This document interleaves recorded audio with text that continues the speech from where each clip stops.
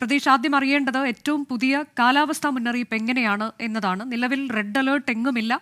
Orange അലേർട്ടാണ് 4 ജില്ലകളിൽ, ബാക്കിയുള്ള ജില്ലകളിൽ യെല്ലോ അലേർട്ടും.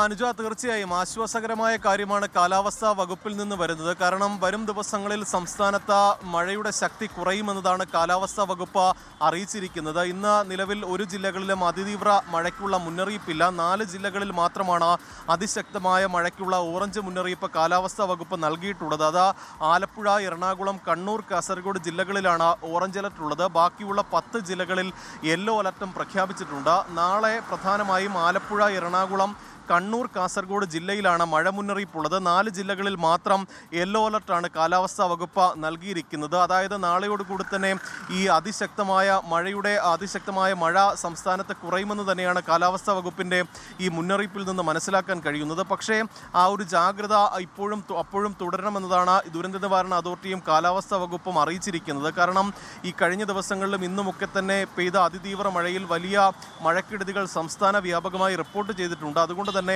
ഈ യെല്ലോ അലർട്ടുള്ള ജില്ലകളിലൊക്കെ തന്നെ കൂടുതൽ ജാഗ്രത പാലിക്കണമെന്നതാണ് അറിയിച്ചിരിക്കുന്ന കാര്യം. മത്സ്യബന്ധനത്തിന് പോകുന്നതിനുള്ള വിലക്ക് ജൂൺ 2 വരെ തുടരും. ഈ കടൽ ഇപ്പോഴും പ്രക്ഷുബ്ധമാണ്. ഉയർന്ന തിരമാലകൾക്ക് ഒക്കെ തന്നെ സാധ്യതയുള്ളതുകൊണ്ടാണ് മത്സ്യത്തൊഴിലാളികൾക്ക് അത്തരത്തിലൊരു ജാഗ്രതാ നിർദ്ദേശം നിലവിൽ നൽകിയിരിക്കുന്നത്. മലയോര മേഖലകളിലേക്കുള്ള യാത്രകൾ ഇപ്പോഴും ഒഴിവാക്കണമെന്ന് തന്നെയാണ് അറിയിച്ചിരിക്കുന്നത്. നേരത്തെ അടച്ച ടൂറിസം കേന്ദ്രങ്ങളൊന്നും തന്നെ വീണ്ടും പുനരാരംഭിച്ചിട്ടില്ല. അതുകൊണ്ട് അത്തരത്തിലുള്ളൊരു ജാഗ്രത സർക്കാരിൻ്റെയും ഭാഗത്ത് നിന്ന് ഉണ്ടായിട്ടുണ്ട്. ഈ വരും ദിവസങ്ങളിൽ പുതിയ കൂടുതൽ മുന്നറിയിപ്പുകളൊന്നും തന്നെ നിലവിൽ കാലാവസ്ഥാ വകുപ്പ് നൽകിയിട്ടില്ല. പക്ഷേ ക്യാമ്പുകളിൽ കൂടുതൽ പേരെ മാറ്റിപ്പാർപ്പിച്ചിട്ടുണ്ട് എന്നതാണ് ഏറ്റവും പുതിയ കണക്കുകൾ തന്നെ വ്യക്തമാക്കുന്നത്. 2000 കുടുംബങ്ങൾ ഇതിനോടകം തന്നെ ക്യാമ്പുകളിലേക്ക് മാറി എന്നതാണ് റവന്യൂ വകുപ്പിൻ്റെ കണക്ക്. ഈ 2000 കുടുംബങ്ങളിൽ നിന്നായി 6945 പേരാണ് സംസ്ഥാനത്തെ വിവിധ ക്യാമ്പുകളിൽ കഴിയുന്നത്.